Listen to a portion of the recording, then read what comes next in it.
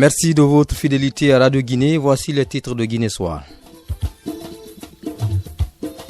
Des cours ont été perturbés ce lundi par des élèves en colère dans la capitale Conakry. Ils protestaient contre la non-reprise des cours par des enseignants. Dossier à suivre dans ce journal. La journée mondiale de la radio, c'est ce lundi. La radio résiste malgré les nouvelles technologies comme Internet. Elle est qualifiée par des observateurs comme le médium de proximité le plus sûr. Au Mali, 7 personnes ont trouvé la mort dimanche dans de violents affrontements au centre du pays. Le drame fait suite à un conflit qui a opposé des éleveurs Peuls à des agriculteurs Bambara.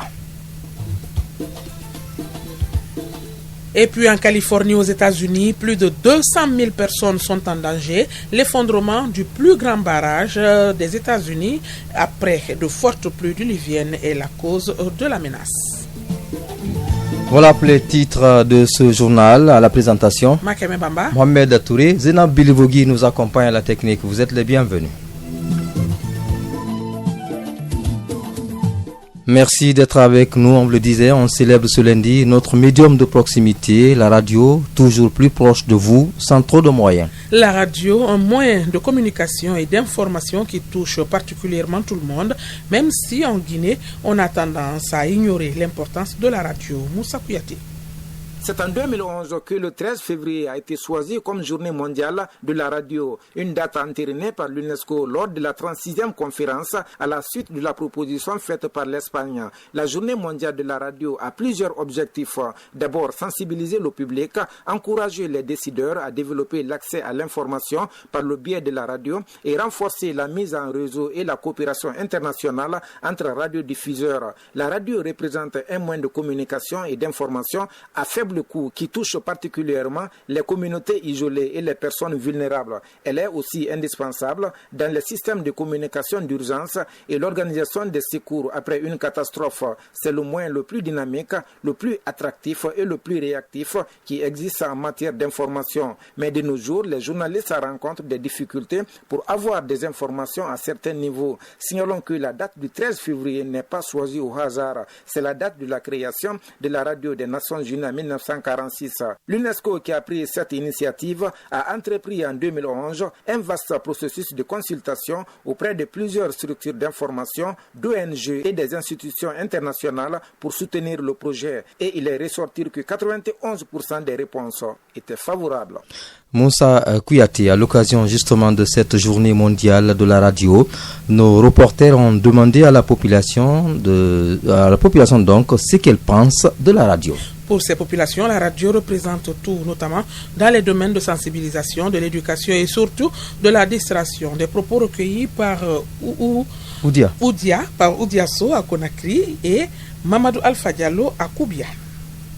Je pense que la radio guinéenne, elle nous aide beaucoup et elle nous donne surtout des renseignements. Très souvent, pendant la nuit, j'essaie d'écouter la radio en me couchant. Et les matinées aussi, j'écoute la radio, ça me donne des informations. La radio guinéenne, une radio importante parce qu'à l'écoute, tu auras des informations. Bien sûr, ça répond parce que deux fois, il donne des informations importantes. Ça m'intéresse quand même, moi, parce que j'écoute la plupart, quand je suis à la maison, j'écoute trop la radio. En général, la radio guinéenne est un peu en avance. Elle a commencé à évoluer dans de bonnes normes, puisque dans les temps, on avait du mal à la recevoir. Et dans ces jours d'aujourd'hui, maintenant, nous sentons vraiment la radio guinéenne est en train de donner sur de bonnes voies. Et nous sommes fiers d'elle. Moi, personnellement, oui, elle reprend mes attentes, parce que là, les informations que je veux avoir à travers le monde et en Guinée ici, quand je me connecte à la radio guinéenne, je les ai. Bon, la radio représente pour moi beaucoup, parce que des fois, je gagne des informations à travers la radio. Et puis bon, en tout cas, la radio, ça me plaît et puis ça arrange.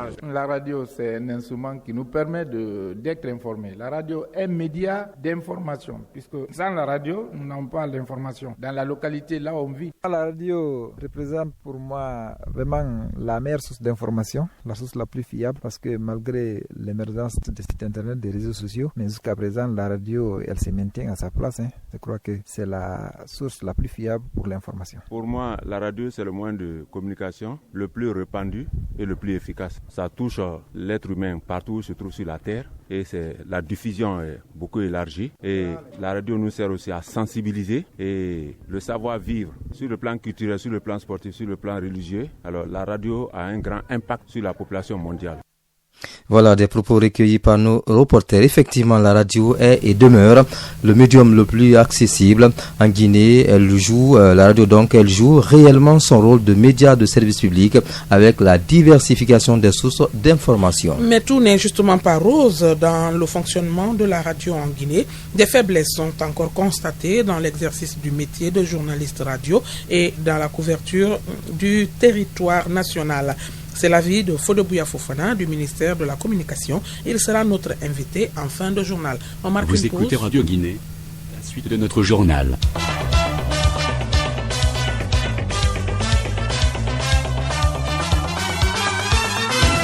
Des enseignants, on vous le disait en titre, des enseignants n'ont pas répondu présent ce lundi dans les écoles. Du coup, les élèves étaient dans la rue pour manifester leur mécontentement. Ces élèves protestaient contre la non-reprise des cours par des enseignants comme prévu par le ministère de l'enseignement préuniversitaire.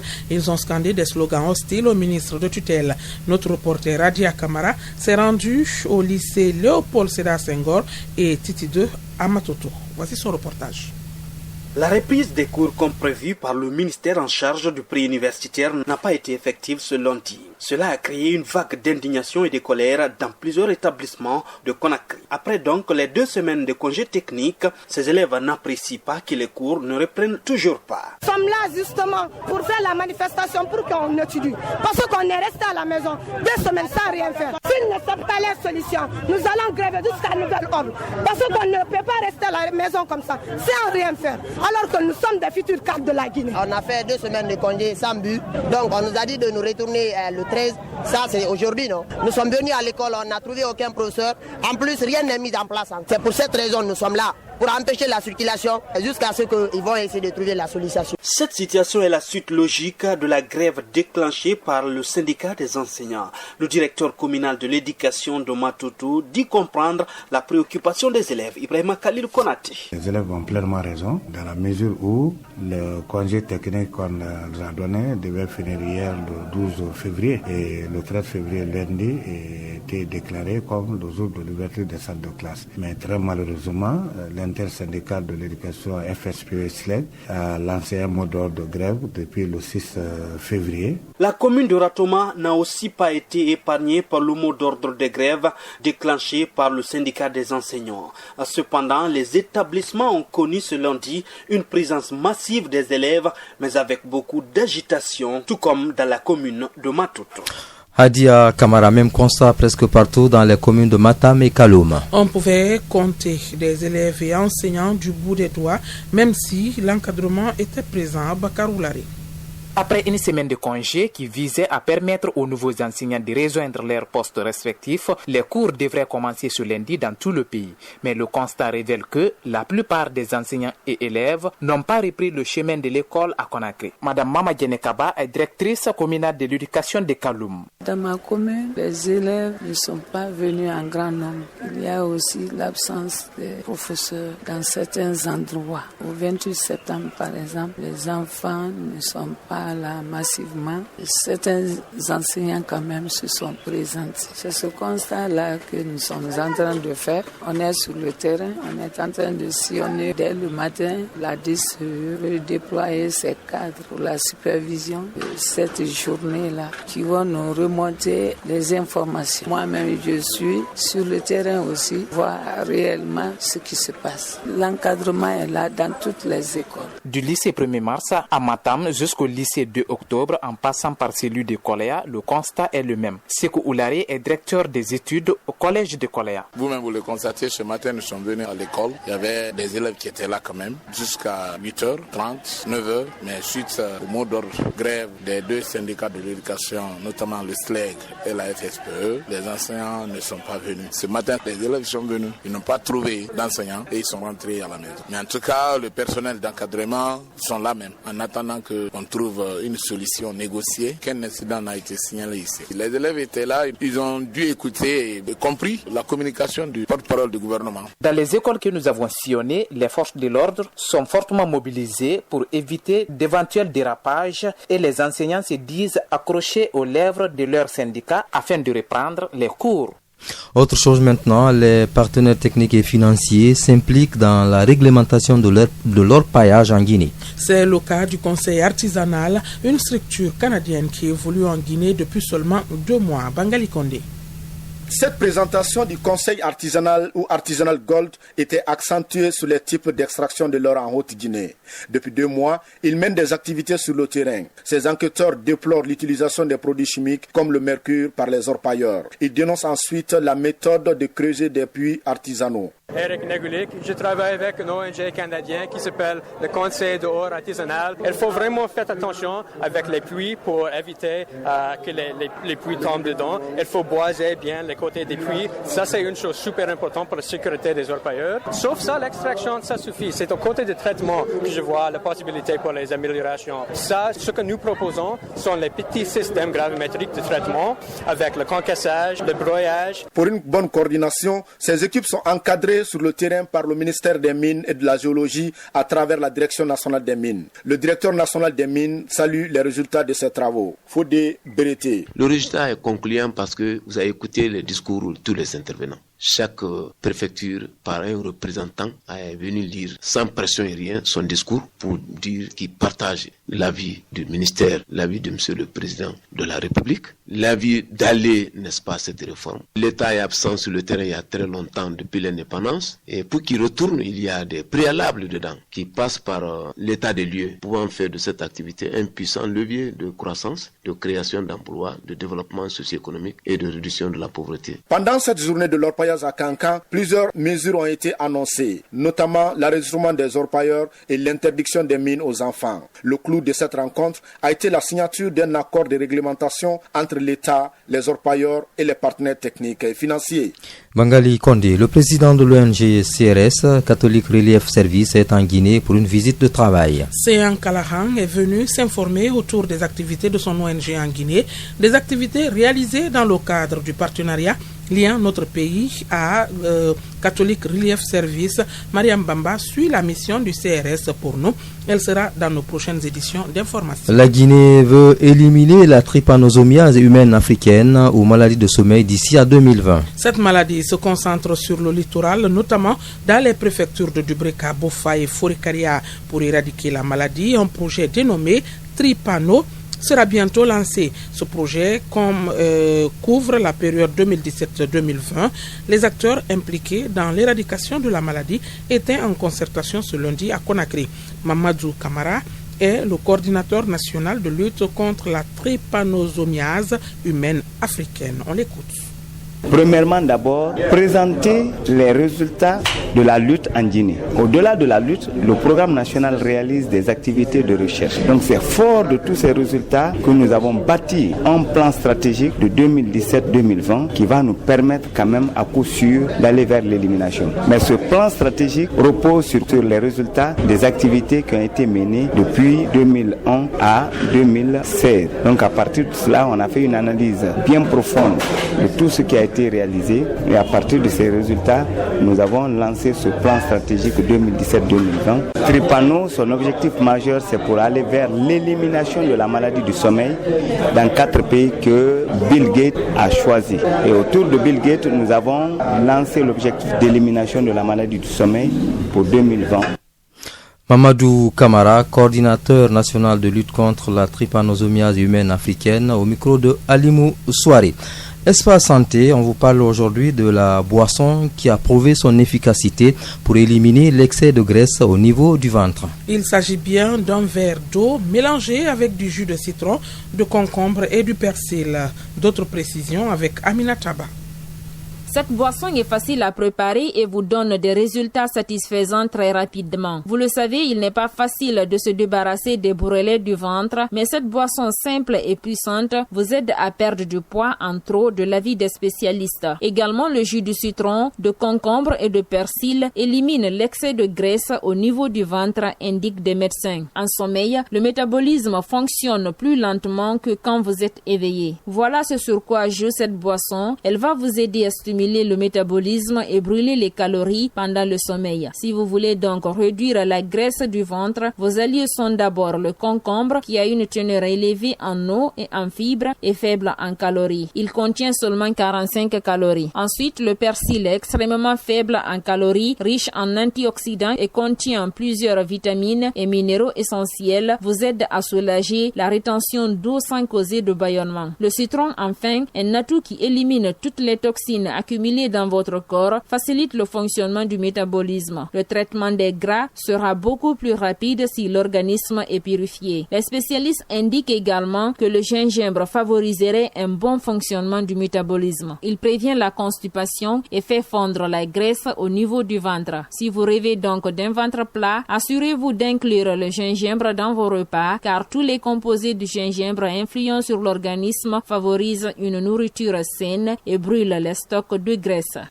Aminata Ba, en plus bref, le ministère en charge de la culture suspend toute activité d'élection Miss à caractère national. À travers une décision rendue publique ce lundi, le ministre Siaka Bari dénonce des manquements constatés lors de la dernière élection Miss Guinée, une élection pourtant présidée par le Premier ministre qui a même donné une enveloppe de 20 millions de francs guinéens aux élus. Vous écoutez Radio Guinée, la suite de notre journal.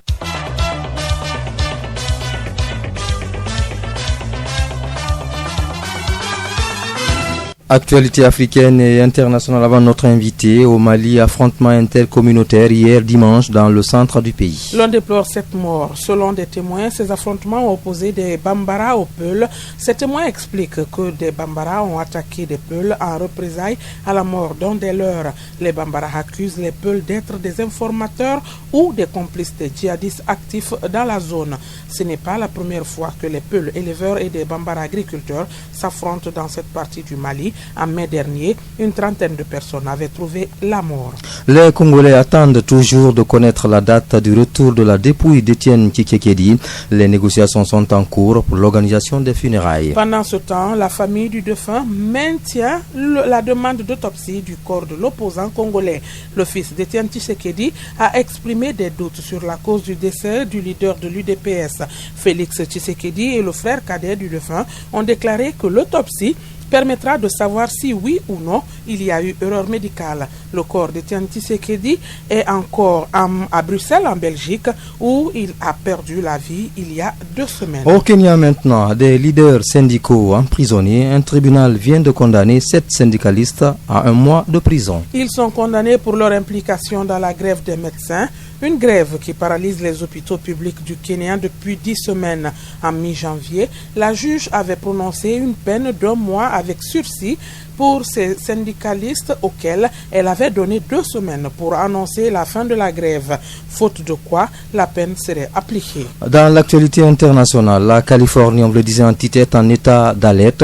Le déversoir du plus grand barrage des États-Unis s'est effondré. C'est suite aux pluies diluviennes de ces dernières semaines. Plus de 200 000 personnes sont en danger et des milliers d'entre elles ont déjà été évacuées par les autorités. Et puis le secrétaire général de l'ONU a fortement condamné ce lundi le tir de missiles balistiques nord-coréens. Il qualifie cet agissement de nouvelle violation troublante des résolutions des Nations Unies. Le secrétaire général de l'ONU demande aux dirigeants nord-coréens de se conformer à leurs obligations internationales. Dans le reste de l'actualité internationale au Pakistan, au moins 10 personnes ont péri dans une explosion ce lundi dans la ville de Lahore. 60 autres personnes ont été également blessées au cours de cette explosion. L'explosion s'est produite au milieu d'une manifestation mobilisant plusieurs centaines de personnes. Retour à l'actualité nationale et pour la rubrique invitée du journal, nous recevons aujourd'hui le directeur national du Centre de formation et de perfectionnement au ministère de la Communication. Avec Elhadj Fodé Bouya Fofana, Nous jetons un regard sur le fonctionnement de la radiodiffusion en Guinée. C'est à l'occasion de la journée mondiale dédiée à ce médium. Fodebouya Fofana répond aux questions de Amara Kamara.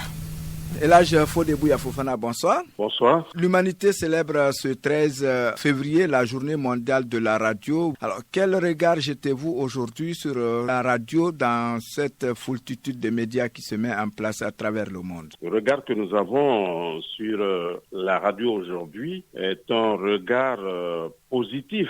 D'abord, dû à la libéralisation des ondes, le service est diversifié, ce qui fait naturellement le bonheur des populations et des citoyens. En ce qui concerne particulièrement la République de Guinée, nous constatons que le service public est également servi parce que nous avons presque une cinquantaine de radios aujourd'hui à Conakry. Et puis à l'intérieur du pays, dans les grandes villes comme Mamou, comme Kankan, comme Kindia, ces radios existent. Donc nous disons que dans sa vocation, la radio permet la communication, l'information, la sensibilisation, l'éducation et le divertissement. Vous avez dit vous-même que la mission première de la radio, c'est de servir le public. Est-ce que vous pensez que ce service est fait de manière correcte? Nous pouvons faire la différence dans ce service, Amara. Nous avons dit tout de suite que c'est servir le public. Servir le public,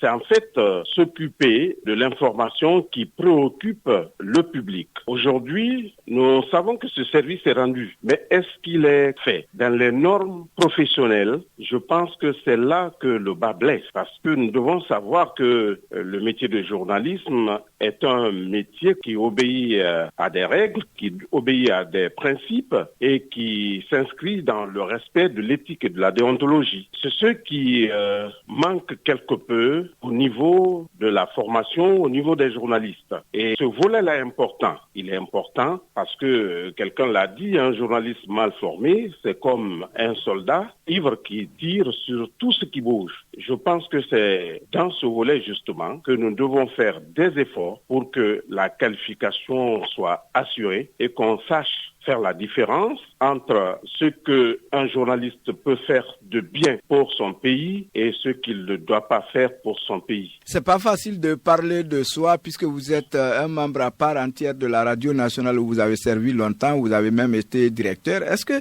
aujourd'hui, si on vous demandait de diagnostiquer un tout petit peu le fonctionnement de la radio nationale? Difficile de parler de soi, vous l'avez dit, mais il faut prendre à bras le corps pour mieux faire, se critiquer soi-même, donc c'est l'autocritique, je pense que cela est permis. Aujourd'hui, le fonctionnement de la radio nationale ne permet pas de dire que tout est positif, non. Je ne dirais pas non plus que tout est négatif, mais j'aimerais que l'on s'inscrive dans le cadre de la normalité, faire l'essentiel pour ces populations. Et quand nous parlons de la radio nationale, nous parlons de tout le territoire national. La couverture, est-ce qu'elle est totale? Je ne le pense pas. Et les messages que les gouvernants diffusent doivent arriver normalement à ces citoyens. Et la réaction des citoyens doit arriver à ces décideurs. Est-ce que cela est fait aujourd'hui? C'est un point d'interrogation. Le fonctionnement de la radio, quand je suis aujourd'hui la radio nationale, j'ai l'impression qu'au lieu d'être repère, elle essaye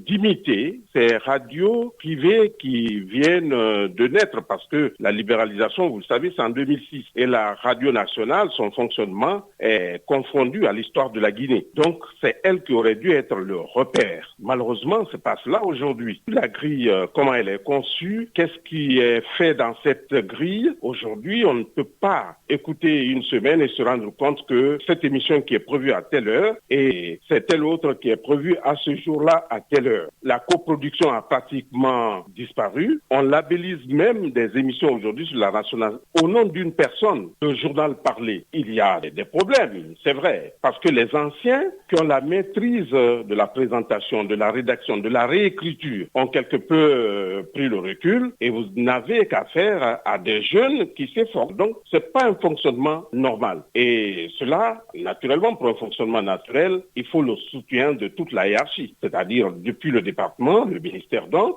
en passant par la direction générale, la direction de la radio nationale, à la rédaction en chef et tout le secrétariat. Cela n'est pas aujourd'hui cohérent et je pense qu'il faut le corriger. Merci bien, Elhadji Fodebouya Fofana. Merci, Amara.